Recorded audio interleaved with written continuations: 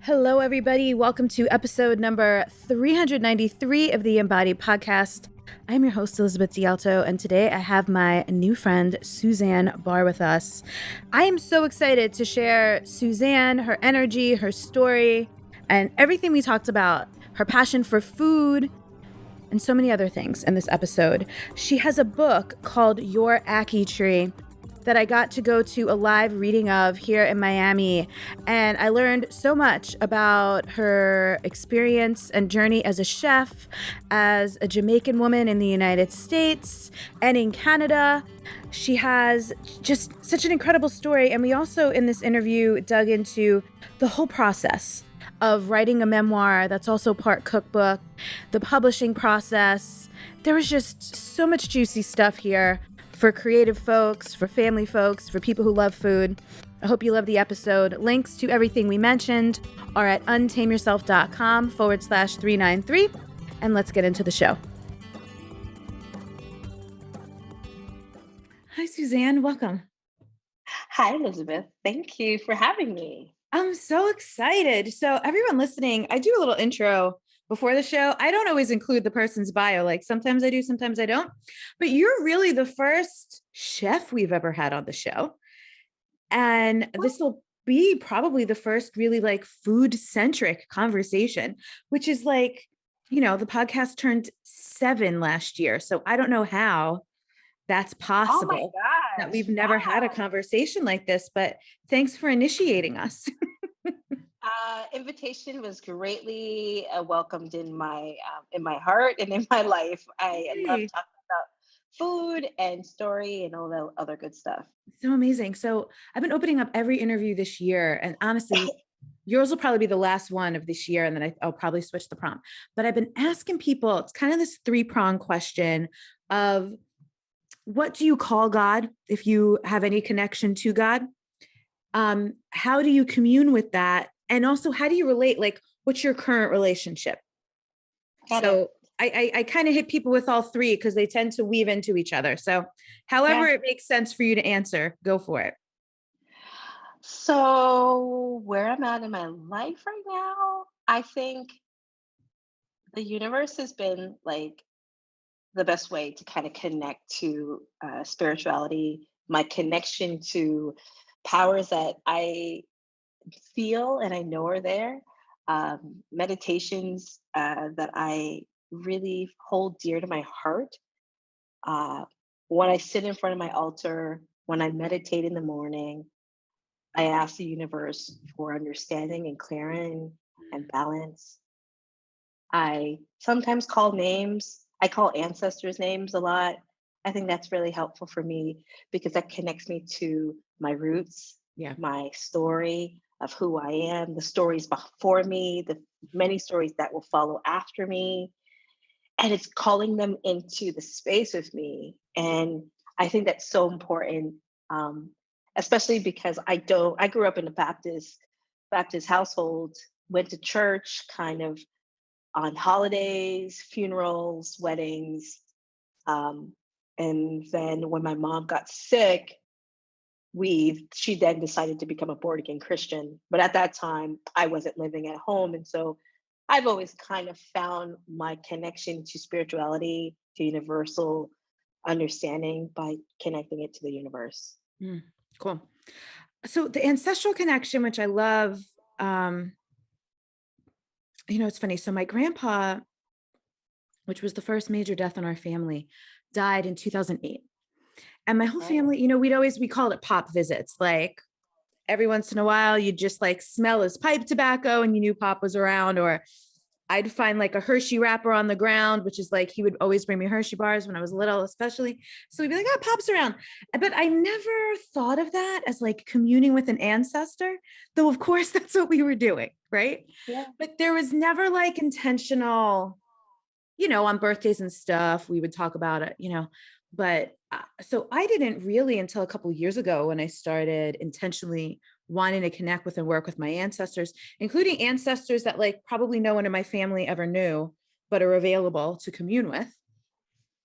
I had to learn. Like I had to like go work with Yeah. someone and learn. So I'm curious in your, because you said like calling in ancestors, was this something that your family did? Did you have to figure that out on your own? Like how did you come into that practice?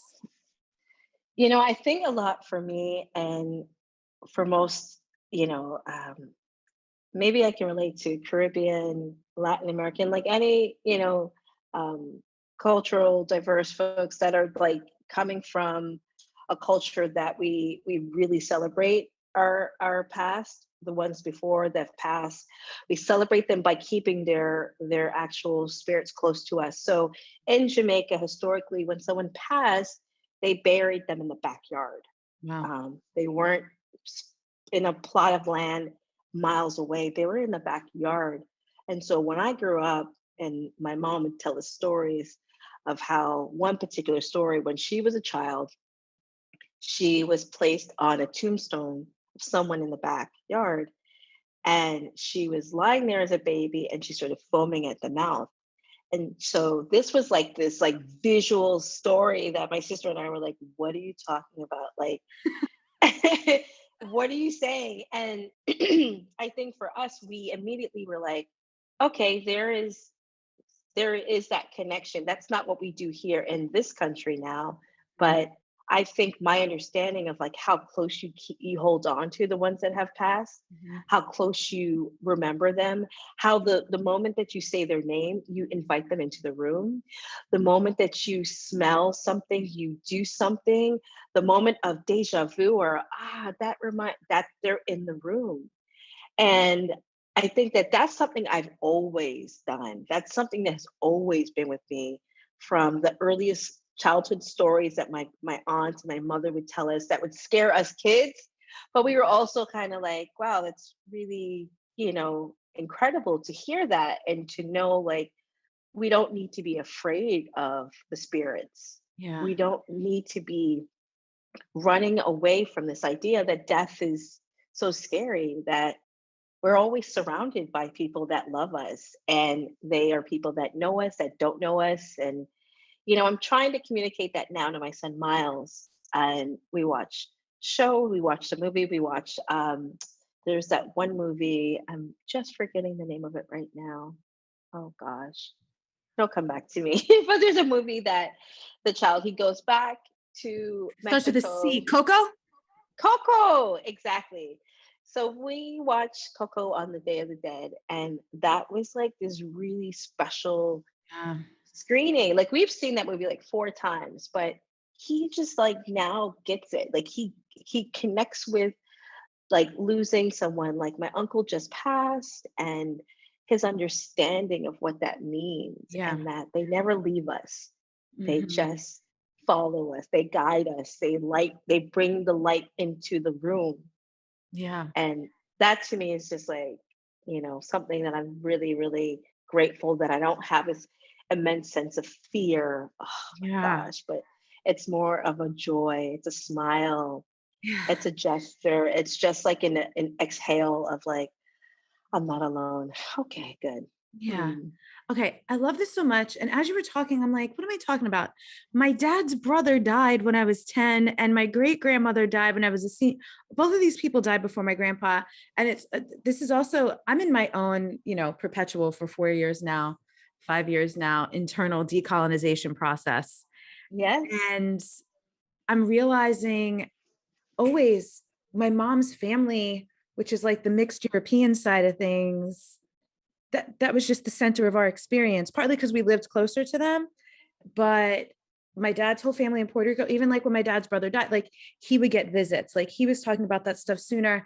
And we didn't go to Puerto Rico too often, but when we would go, like the visit to the cemetery, like that was always a Yeah. thing. So it's also just really funny for me in this moment. And I was even writing something about this morning. This is just like so up for me right now, how like my mom's family, it was just like the center of family experience in my Yeah. life. And I was like, no, there were like all these other things happening. But then also my family was super Christian, Catholic on both Yeah. sides, which is also Okay. Wow.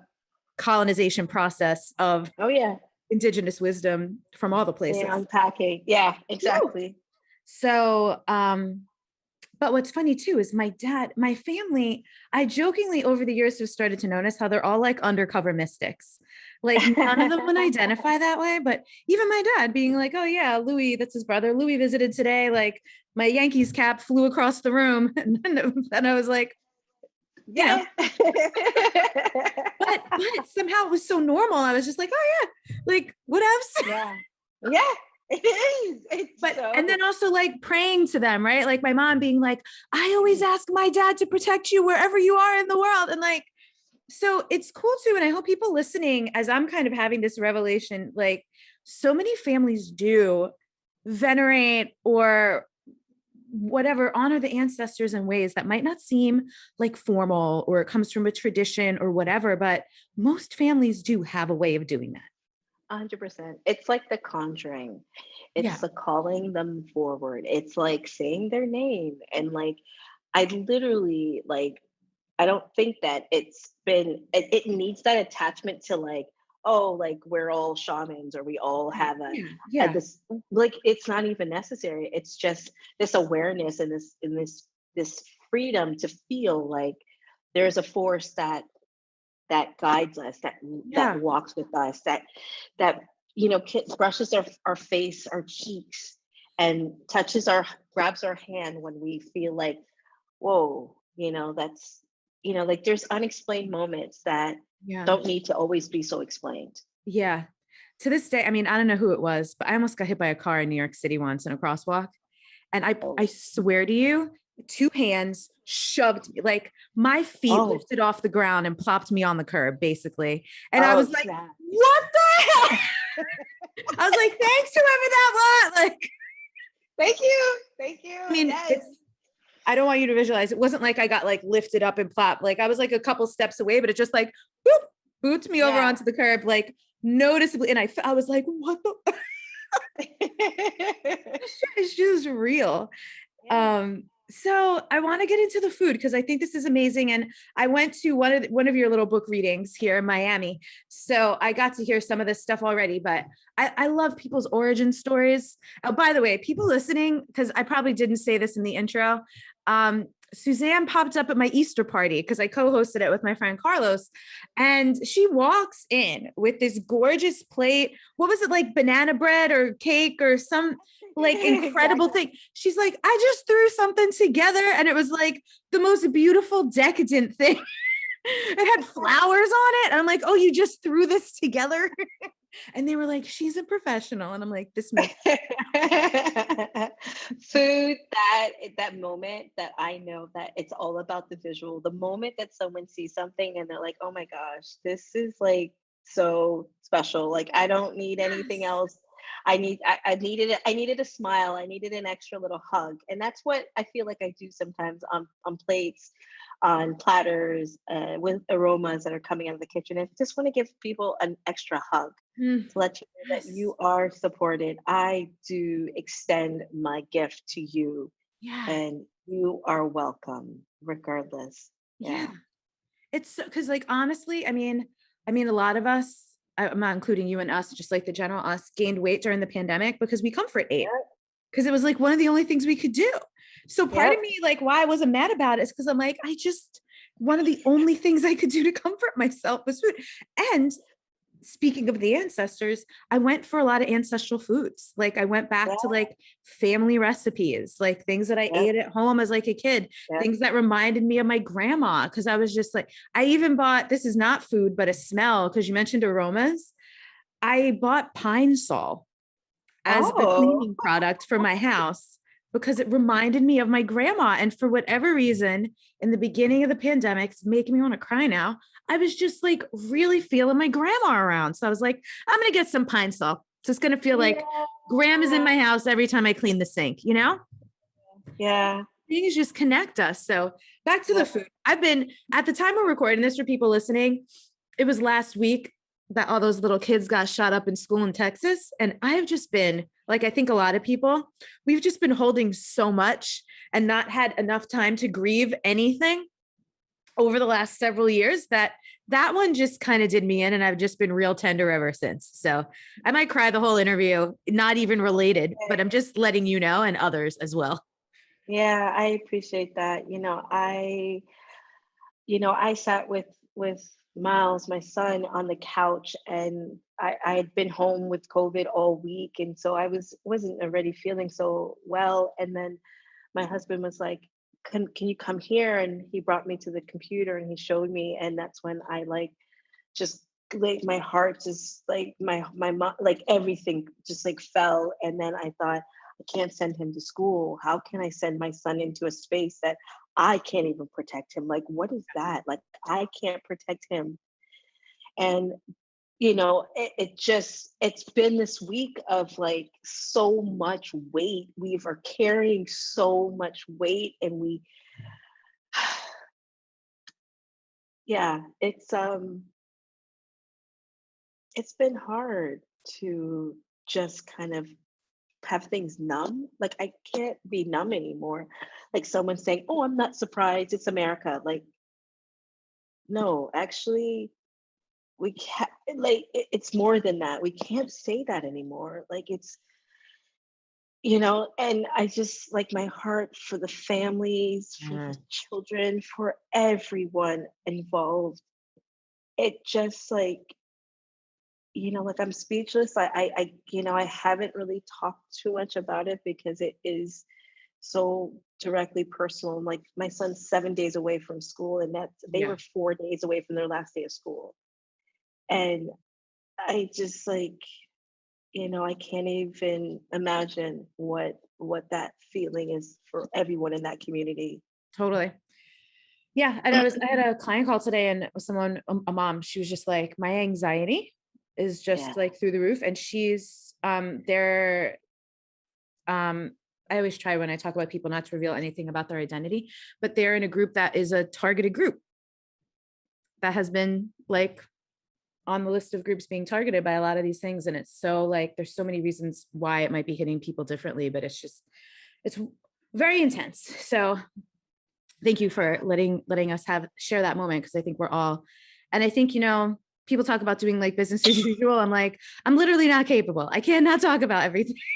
Yeah, yeah, It's no, just, 100%. it just You comes up know, and comes through. And it's all related because we were talking about comfort, we were talking about the food, the connection, family, and things like this.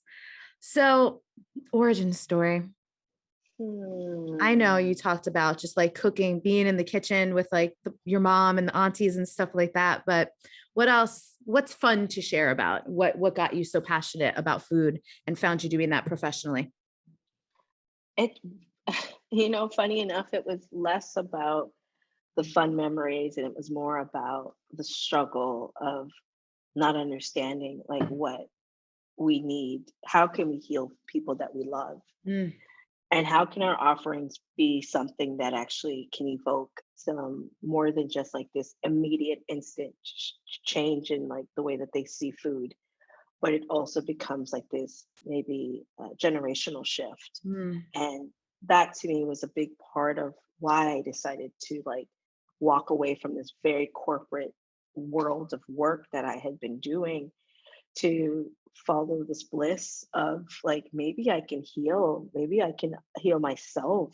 I'm hurting, I'm in pain, I don't have a connection with food that I think is sustainable.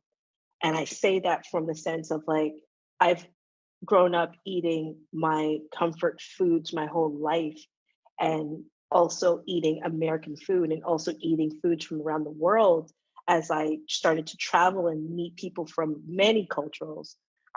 But I think what wasn't sustainable for me is like, how do I connect this to how I want to live my life? mhm. And food is so important because it was always something that we found ourselves back in our house. Like, food was always the way that my sister and I got over some of our sadness, being heavy girls, and feeling like we were too overweight, we ate too much. Food was this tool to heal me, to give me joy and happiness. And so I was like, okay, well, that part of it is sustained in that moment. But when I putting on weight, and my heart and heart disease and diabetes, all these other things start popping up, and particularly for Jamaican woman, like, this is something that comes up a lot in our cultural like makeup of who we are as people.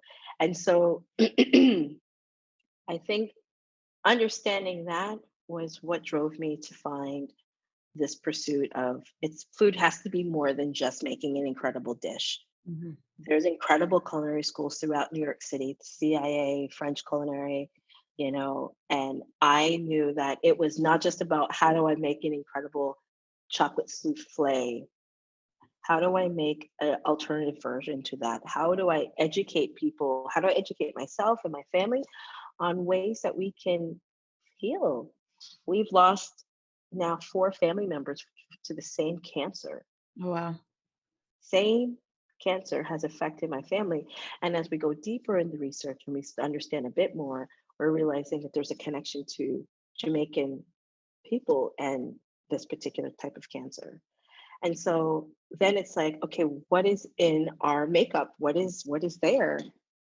What's in our DNA that's affecting us? That is it spices? Is it generation? Is it our history? Is it in the soil? Is it like what is that? And so I don't have the answer of that, but what I can do is start taking some steps towards living a fulfilled life of eating well, understanding what I'm eating, where it's coming from, how it relates to me, how I can then share and give that offering to my family and how they can benefit from it. So that is really like has been like my life's journey on figuring out like why is food this epicenter of my life.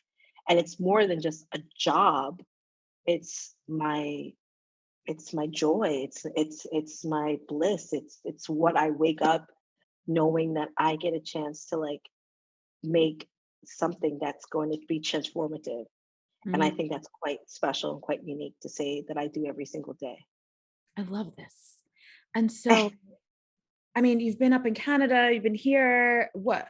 And you spent some formative years in Miami, right? If I'm remembering the story correctly. I'm always so curious, and I'll tell you why, which I think you might appreciate this on a level.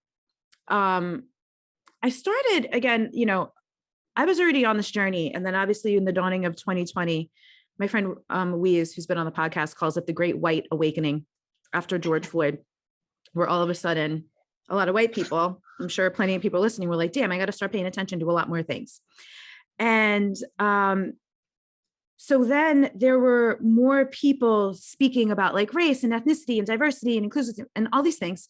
And I just started to notice, because my audience has been quite global for a pretty long time, hearing from people literally who live in other countries and is like, yeah, it doesn't really work that way here, or here's a different nuance. But then also noticing like the differences in like geographic places. And there's just Yep. something about places like New York. And I'm seeing it in Miami too, where people kept their culture. It's like people didn't, like when I was growing up, there were, the term white, like it was obviously there. It's always been there. But like we knew, like John's family is Italian, like Lauren is Polish, this person is that person's like you knew what everybody was. So there wasn't Yeah. this like general, like, well, that person's just white. Like people knew when there was culture. So I'm curious for you, kind of living in these different, because Toronto is a very multicultural city.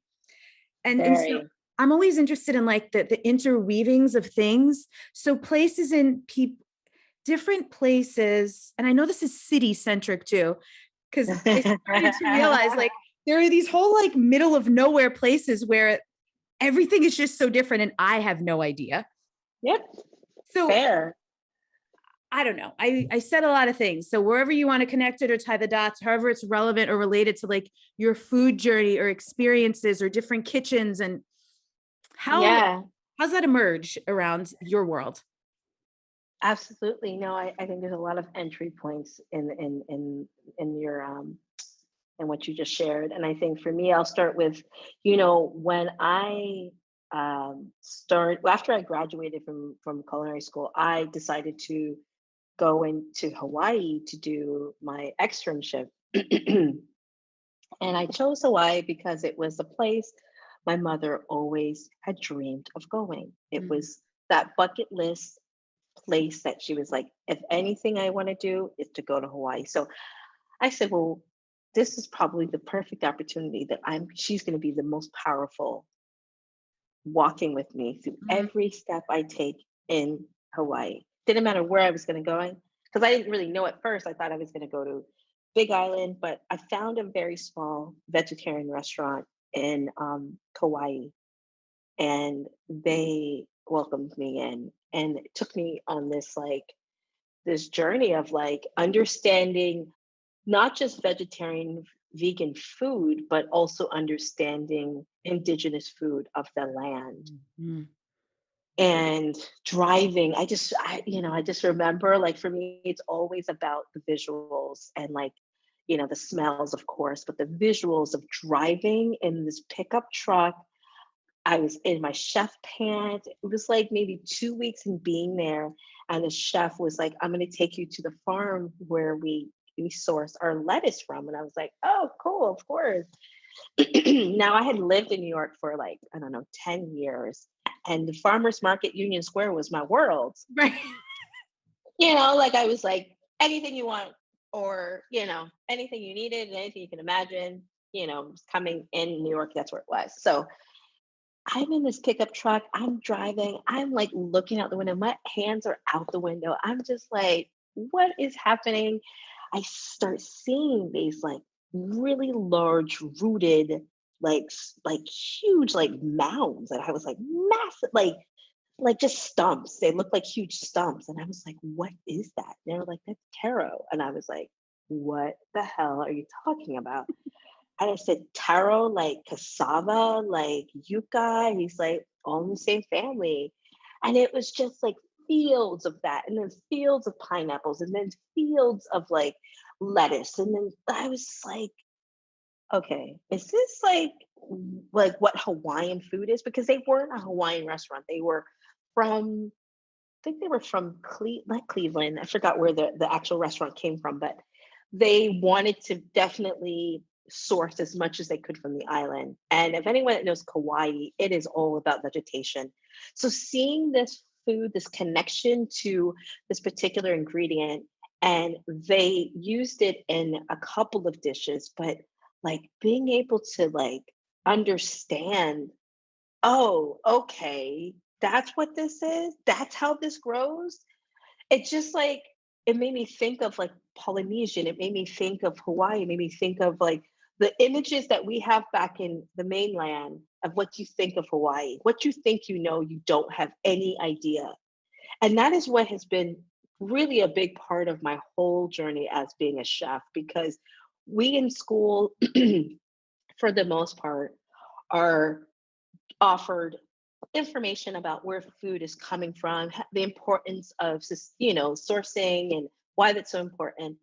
But to really be able to get in the field, to sit in the truck, to go into the farmland, to like ask these questions to these farmers, like, what are you growing? Why are you growing that? When is the season? Like that part for me was like it opened a whole nother understanding that as much as I learned at the Natural Gourmet about Ayurvedic cooking to vegan, vegetarian, to just cuisine from around the world, like that part of my whole education was just like it was the spark that lit this monstrous fire of now me just expansively growing and understanding and now having a desire to have a farm of my own and never would I ever say that I would see myself as a farmer, but have dreams of this. And, I think it's like that connection to what it is with food that will help people to have a greater understanding and appreciation to how food plays in their life. And whether or not you are a cook, home cook, what it doesn't matter. But the moment that you start to see how food is grown and how you harvest it, you're like, "Oh, I thought I knew. We have Oh, no I don't." idea. We walk Mhm. into fluorescently lit stores with shelves and shelves and shelves of prepackaged, conveniently wrapped everything. Like, we have no idea. No idea. And it's not our fault. It's not our Yeah, fault. I'm not blaming anybody. no.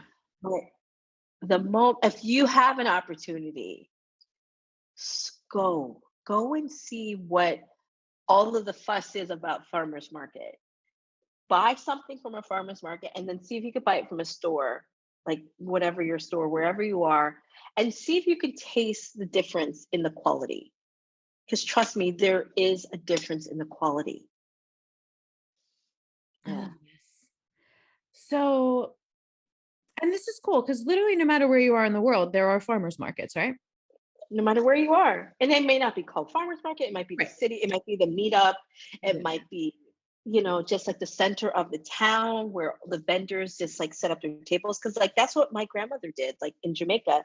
She used to cook for the little village and she used to bring it down to like the middle of the city center, set up, her pots. She was making rice and peas and chicken and this and that. And that's what she did.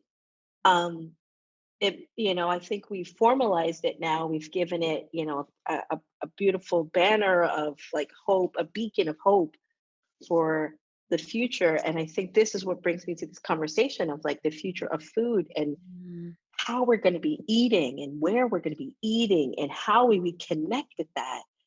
We all have to be a part of this conversation. This is not a conversation to just overlook and assume, well, every grocery store, no, because you can see now that grocery store prices, the foods that you once used to see are no longer becoming available. The shortages, the supply chain fumbles and flaws and inflation, everything that's happening. We have to keep in mind that this is almost like a projection to what we're going to be experiencing, whether it's 10, 20, 15, 50, whatever years ahead. We have an opportunity to be fully activated in the conversation of how we're going to eat in the future. And as participating humans, it's time to wake up a bit and to I, know where our food's coming from. I love that you're bringing this up because something I really notice a lot is entitlement. And I've even seen it, when I moved to Miami, it was so interesting. And I'm sure you coming from Toronto, which I know was super, I was in the Bay before I got here. And then you get to Miami and everyone's just living their best life. Like there wasn't a pandemic still happening. And it was like What? really, it took me an adjusting. I had a real adjustment period. And then even going like to restaurants and stuff, and they were still adjusting, like getting back into the swing of things.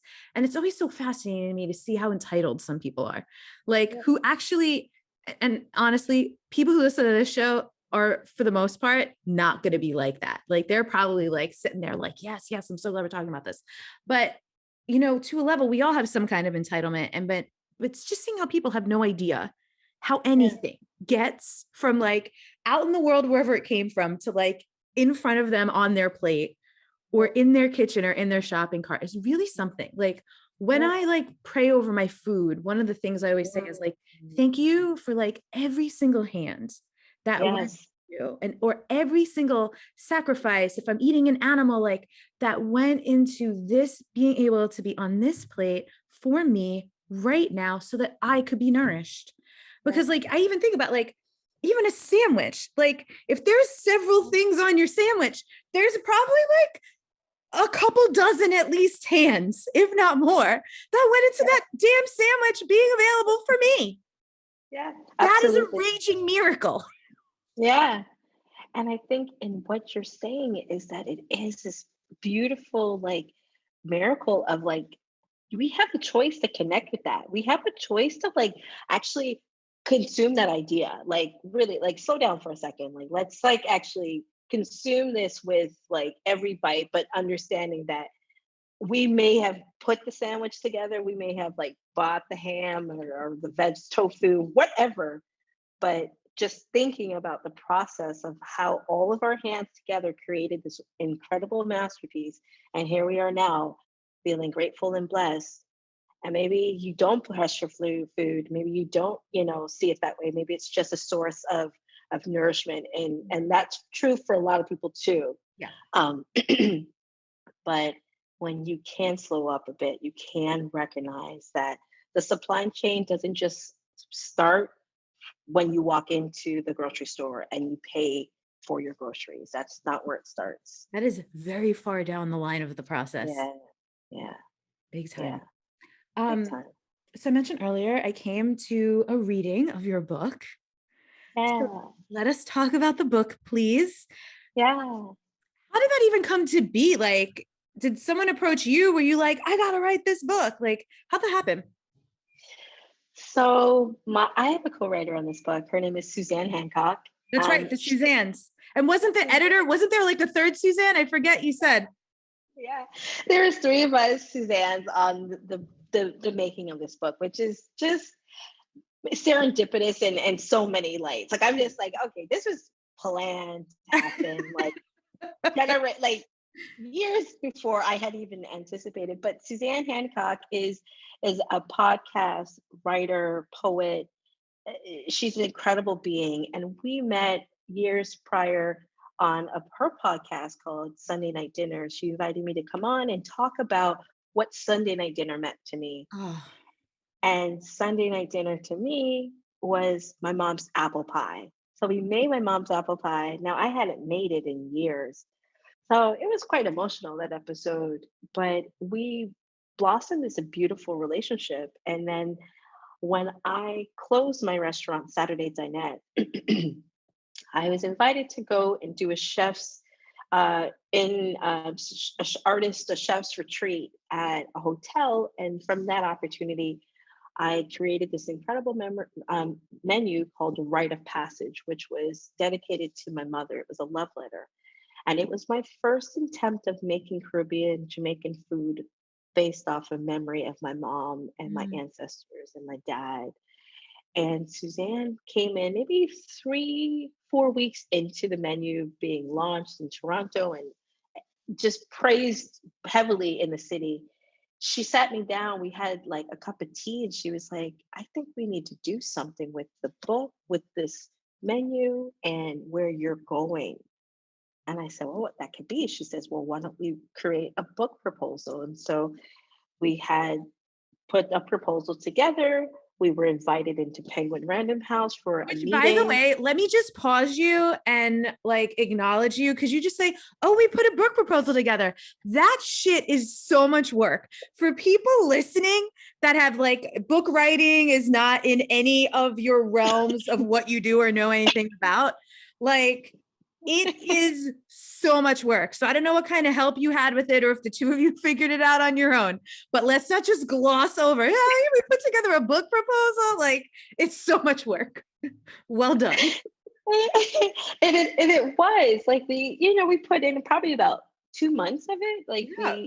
we had different versions. We included it was a 20 chapter book. It was going to be fully a traditional cookbook in the sense of I think we had about 50 recipes, 20 chapters, stories, photos, the whole thing. You are 100% correct. Thank you for pausing me in that moment of just Like, not. girl, please claim what, like, that alone was an accomplishment. And then you get you to walk into Penguin Random House. Now you can go on with your story.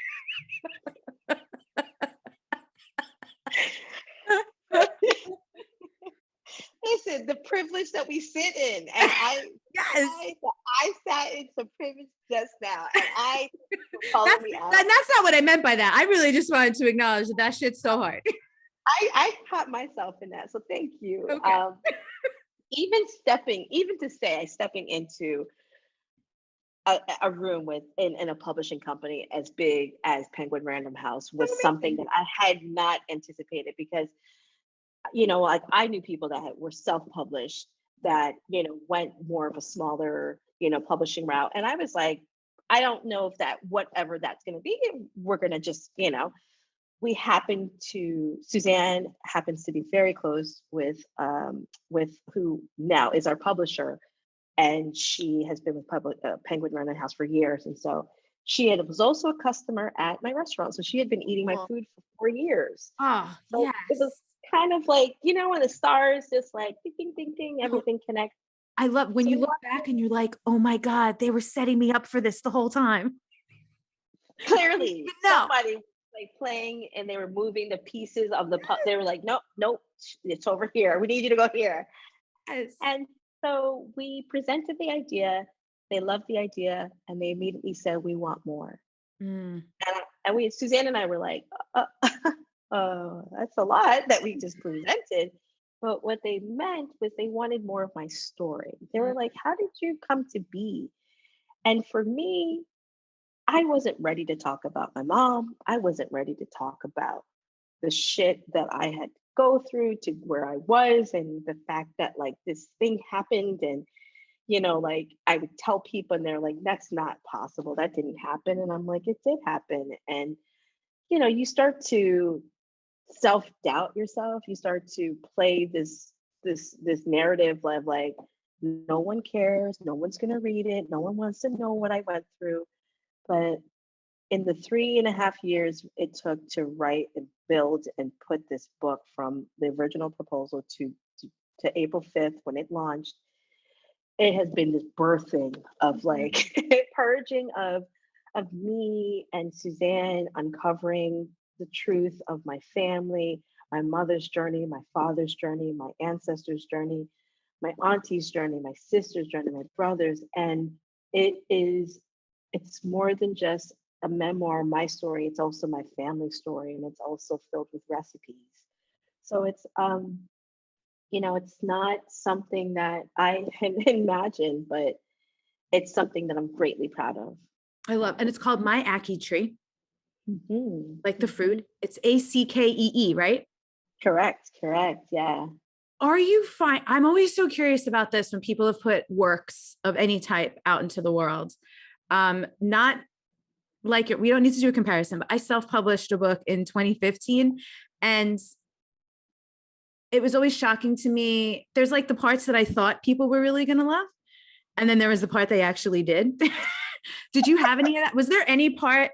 Did you have any like hope or desire that a certain part would be like people's, like your favorite versus like the part, or is there any pattern whatsoever in the parts that people come up to you and they're like, oh my God, this was my favorite? Is there anything like that? Oh, 100%. So it was like right after the book was released, I started with lots of interviews, and I did an NPR day where it's like NPR, and then I did CBC, which is our version of an NPR, but in Canada. Mm-hmm. So I had 20 interviews back to back to back. Wow. And it was like in a 6-hour block. And it was like, fuck, okay. And so my publicist was like, okay, like we had gone through pre-interview, we knew what they were gonna ask, but the same fucking thing kept coming up, and I was like, really? That's what you want to talk about? At the age of 30, I decided to change the trajectory of my life, and I decided to go back to school. And they were like, you became a chef at such an old age. Like, it was just like, okay, wait a minute. Everything else that's in this book, everything that I've said, losing a restaurant, having a child almost on the dining room floor of my restaurant, to like all these things that happened in this book, this is what resonated, that you think that I was so old to make a decision in changing my life, and how brave I was to do that. I'm like, we do that every day. Some people do that every day. And I was like, I didn't look at myself at like, I'm too old for this or I'm too young. I just was like, it threw me off in the interviews, because it was always, and it was in the way they said it. It was like, and then at the age of 29 and 30, and I was like, was that like offensive? I don't get offended by a lot of things, but like, I'm kind of offended by this for you. I was like, okay. And so I called my publicist in like maybe 10 interviews in, and I was like, can I just ask, why is my age such a thing for this, like this pivotal moment that they keep on highlighting? You changed your life at 30. Oh my, like, dude, it's really okay. I was like, also, it's just not that old. It's not that old. And yeah. So that was something that kept coming up. And I think also people people saying to me like, it's really not a long read. Your story is really short. I'm like, The fuck is I wrong was with like, people? Like, what? I It's, was like, these okay. are the things. Wow. I was like, oh, okay. They're like, we were just expect. I mean, like it's a memoir, so we're expecting it to. I'm like, okay, fair, I guess. I don't know who we are comparing me to, but like, I'm 45. I still have a lot of life to live. Trust. That's not my first and only book. I'm hoping to write some more. Really good, but it was like, I like kind of read it really fast, and then it was like over, and I'm like, oh, What did they okay, want? were you engaged? So are you telling me it was a page turner? Like, Exactly, like you were captivated. And then you were crying from the first page to like the last page. I'm like, so we took you on a journey. They're like, oh yeah, you did. I'm like, okay. isn't it so interesting? It's like the word that's coming into my mind right now is reductive. And people Yeah, listening know I do this. And I told you before we got on, I actually haven't read the book yet. Like there's something, if I haven't read someone's book before I'm interviewing them, I save it for after. And part of yeah, the reason is I like to just be able to ask people like, not just about the book, but about like the experience. Cause writing a book is such a big deal. Like, we've talked about a little bit, putting something out, putting yourself out in the world like that is such a monumental, it's just such a big deal, and it takes so much courage and just so much work, and also standing up for yourself, especially if you're doing traditional publishing, because like I'm sure there's so many ways people wanted you to like compromise or edit yourself or include this or cut that or don't, that you probably had to like stand up and be like, no, not doing that, yes this, no that's important to me, right? trust me, there were many chapters that we cut because I didn't, want to go in there. I didn't want to go deep dive. And there was also stuff that like with the traditional publisher, yeah, that they were like, I don't think our audiences are gonna get that. And you know, like understanding the language, Mm-hmm. understanding patois, like we have throughout the book, there's proverbs. And these proverbs to me were really important that they be written the way that the native tongue pronounces and says them. And I remember telling and I love my editor. She's been fantastic. But I think even in her ignorance, she was like very concerned about, well, are people gonna get it? And I'm like, it doesn't matter if they get it. What matters is that I told the story the way it needed to be Yes. told. And Yeah. that has to be in this book. I don't care if they don't pronounce it correctly. I don't care if they get that. The reason why, like we at the end of the book, we did give a bit of a definition, a defining of, you know, in theory, this is what this means. And I didn't want to put it in the book. I honestly didn't, but they were like, oh, it might be. And I'm like, all right, fine. The compromises that we have to make, the sacrifices that we make, the commitment that you make in writing a book is something that I was prepared to do, but didn't understand how much it was going to like challenge me to like go deeper than I had thought, like deeper than I could have never imagined. Like I had to really, go. Remember sitting up because my window of when I wrote was like 3 a.m. to 6 a.m. That was like my Is only time Miles is that I 5 now?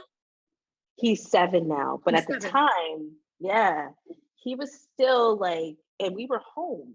Okay. The last it was 2020 was when I had to finish the book because I Okay. was already a year behind. And it was like, fuck, okay, I gotta finish this. And so he was up, he would be up. We were already sleeping late. We were like, it's COVID. It's like, what the hell? But that window was the only time.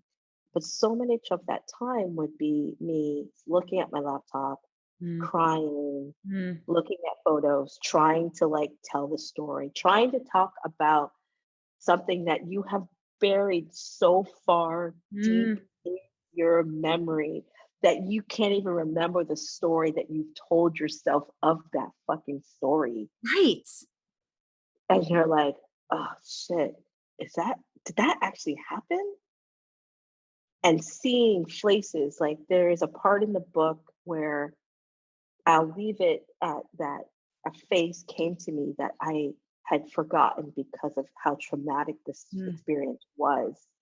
And I saw this person's face and I just wanted to just like throw up. I wanted to like just like melt and hide and protect because it was so scary because I had never seen his face after this thing happened. And that is part of the work. That is part of the journey. Um, I had to go through it. I had to do it. And here we are now talking about it. Yeah. You And know, good for you, by the way, for just saying, no, I'm not going to go there on some things yeah, and not be extracted. I know something I always wonder about. So your mom had passed long before the book, right? yeah, yeah. Something I However, remember. Oh, sorry, go ahead. no, no, go ahead. You're just saying yes. Yeah, Um, I remember a friend of mine many years ago who's a writer was saying there's just some things you actually can't write about until your parents are not in this world anymore. yeah, And so I'm curious, and you do not have to answer this if you don't want to. Please skip it if you're like, I just not today. But the difference between experience of writing with stories with details of people who were still here and of people who weren't. Is there any like felt like checking in with people or not, or even like checking in, ancestrally and being like, is this cool? Is this not like, because that's a whole, when a memoir again is a whole, like some people out here like writing self-help books. They're not like telling like their deep personal yeah, shit. yeah, yeah. I was really scared to talk to my dad about the book. Because my dad's still alive and we have, a pretty great relationship with like many hard moments and, struggles. But for the most part, my dad is remarried and his wife, like when I got the first version of the screener of the book, I sent it to their house and she read the book before my dad read the book. And I was kind of like, well, it's out. Like now I can't hold anything back now. And, I remember at one point she pulled me up and she says, it's a beautiful book. Do you want your dad to read it? And I said, um, I do. I don't know if he's going to, but regardless, that means a lot coming from you because, and she's like, I thought you hated me. I thought you hated me for, how I came into your life, when I came into your life, and we didn't ever talk about that stuff as most folks don't. We just let things kind of consume us and then we just hope and pray that we forget and we move on. And I just like I didn't want her to think that like I blamed her for anything and I blamed my dad for a lot. And I was worried that that was going to come off on the page. And she was like, no, it didn't. She's like, you honored him. And I was like, okay. And, like they've been married for like 15 years. So like she knows him quite well. And she's a part of our family, obviously. And, it still is like, you know, kind of a hard conversation when he like brings up like, well, why did you even have to put me in the book? And I said, you are everything to me of why I needed to write about you this book. But he's that old school that they just like, they're like, blah, blah, blah. Like, why? Why are you My talking? dad is like that too, especially with social media. I don't know why everyone has to share all their personal information on the internet. He's from What do Brooklyn. you mean? That's my Yeah. easy alto voice. I can see your dad. I saw your dad just now. Yeah, yeah. Totally saw your dad. He I think he's skimmed through it, but Yeah, I don't know if he'll read it cover to cover. yeah. And that's okay too. but there was a lot of fear. And like even my brother, like getting it, my sister, I was like, oh gosh, they're gonna be like, why did you say that about daddy? And I'm like, it never came. And I was like, okay, okay. So it wasn't as bad as I thought. Cool. Or I don't know. Yeah. It just needed to be what it was. So there it Yeah. is. Ah, so beautiful. I knew this was going to be, I love talking to people who are so like, you can't not be as soulful as you are, you know? There's no like top level conversation. Like we're going in and we're going deep and this is happening. Happened at my kitchen table. I was like, I don't even know this person, but she clearly is meant to be at my kitchen table, my dining room table, whatever. So is there anything, I just kind of like to wrap up with this question sometimes. Is there anything I didn't ask you that either you were hoping I would, or just based on the conversation we've had, just feels important to share to like kind of complete or wrap up the conversation? I like to, I like to talk a lot about like where inspiration comes for me. And it's kind of a nice thing because it lightens up some of the weight of the book because the book is it's a lightweight book, but it's got a lot of body and base to it. Mhm. And I like to talk about how music is this like thread that interweaves me in every aspect of being a chef, Mm. an artist, a creator, an author, a mother, a daughter. Like music is the thing that we used in the book. Poetry is the thing that we use in the book, but music is still such a part of my life. And people always, like we created a soundtrack to go with the book when the book launched. Oh, that's cool. Because I wanted people to like, understand that like there's inspiration comes for many chefs in different, lights. And I hold so dear to my heart as music as a big part of that. And listening to artists from the past to the future and seeing how that is always going to be in my world. And so I'd like to share the story of at my first restaurant, Saturday Dinette. We always Sundays was hip hop Sundays, and it was only 90s hip hop. Yes. And it was like anything from Raucous Records to like, going anywhere in the West Coast era of like the Bay Area, to bringing like music to this small dining room and playing that era of music of hip hop that meant so much to me and having this dance because that's what we do in the kitchen. We dance for our lives. We dance to the rhythm. And I just want people to remember that you don't have to ever feel like cooking is hard and that it's like you're getting it wrong. Like throw that shit out the window and remember that whatever it is that kind of gives you that momentum, that vibe, that feeling, that thing that can kind of connect you to what you're doing, embrace it Mm. because music is that for me. Going back to Pete Rock and CL Smooth to listen to the earliest Nas albums, to listening to Grace Jones, to Peter Tosh. Music has been the thing that has kept me going in the kitchen, even in the moments where I'm like dead tired. And Mhm. I'm like, all right, y'all, we're service is over. Let's put a song on, let's crank it up, and let's clean till we can't clean no more. And that is the thing.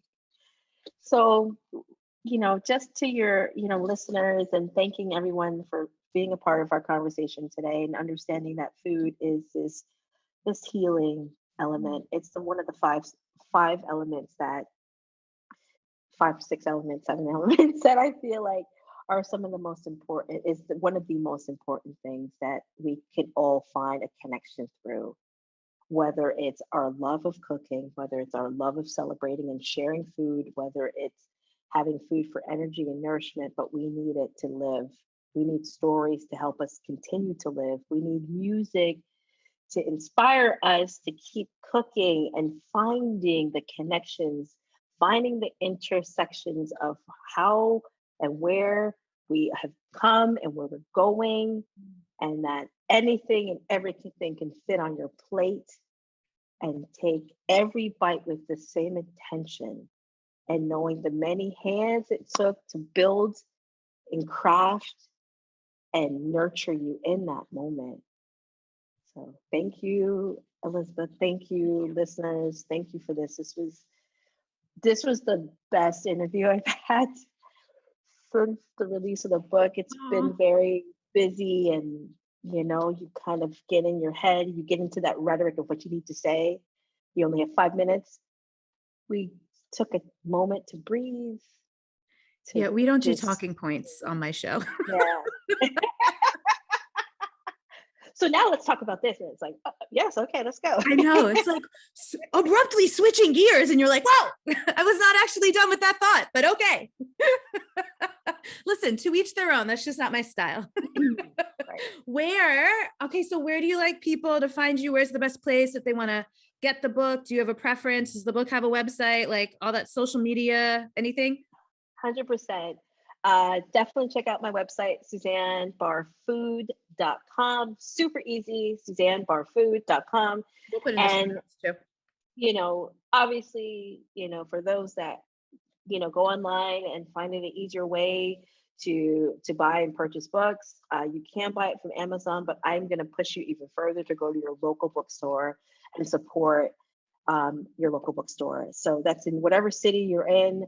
We have not made it overseas 100% yet, but it is coming. The book has been out for 2 months. It's doing really well. Yes. And please, on my website, you can also, there's threads there to purchase the book from my website.